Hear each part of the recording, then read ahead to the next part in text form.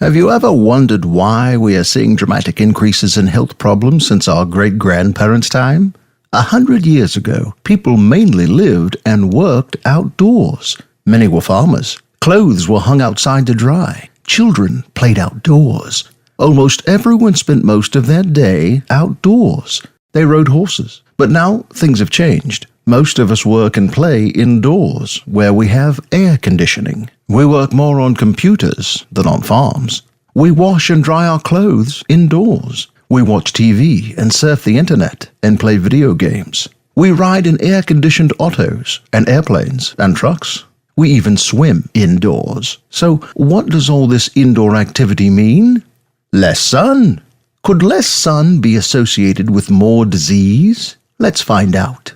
From sunlight, our skin makes a vital substance, vitamin D. Vitamin D, which is actually a hormone rather than a vitamin, has a major impact on our bodies. It increases activation in more than 2,000 genes. This increased gene activation allows the body to combat disease.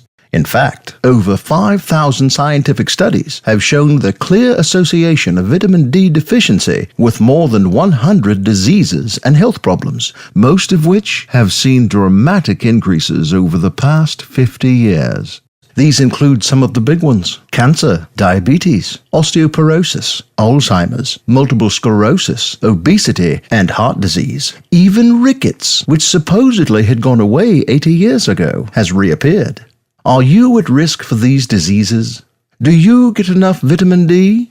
Probably not. More than 9 out of 10 people worldwide don't get enough vitamin D. Ask yourself, do you spend a lot of time indoors? Do you wear sunscreen or protective clothing when you go outdoors? Many people think that 10 minutes outdoors is enough to get all the vitamin D they need from the sun. But the fact is, for most people, that unless you spend a fair amount of time outdoors every day in full sun with minimal clothing and no sunscreen, you aren't getting enough vitamin D to protect against disease. You need to stay in the sun for 3 hours if you are standing up in a short-sleeved shirt, 20 minutes if you are lying down in a bathing suit. Even food no longer provides as much vitamin D as it did 100 years ago. For example, in 1900, pie crust was made with lard from pigs raised outdoors. Back then, just one piece of a double crust pie provided 2,000 international units of vitamin D.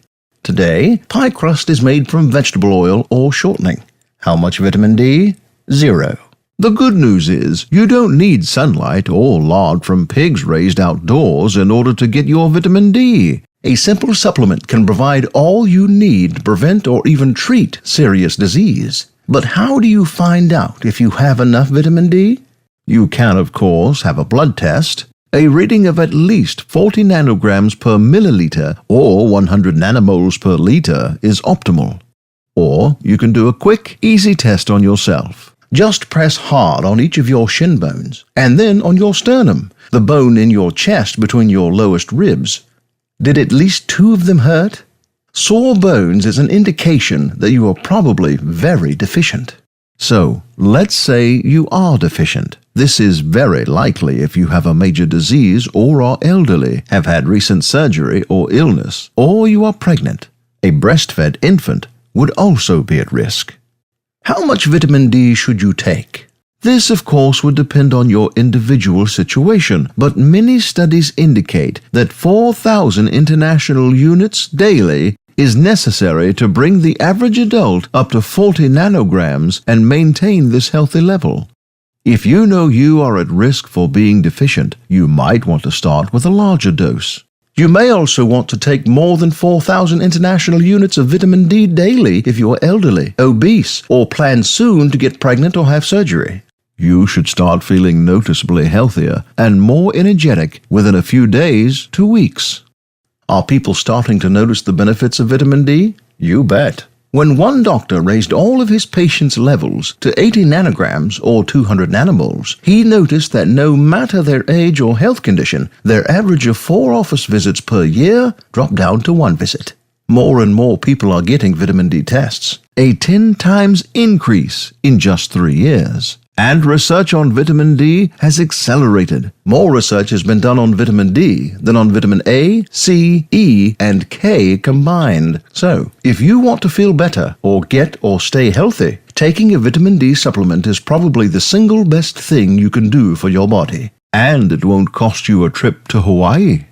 Do yourself a favor. Read the studies if you need more proof. Then try it.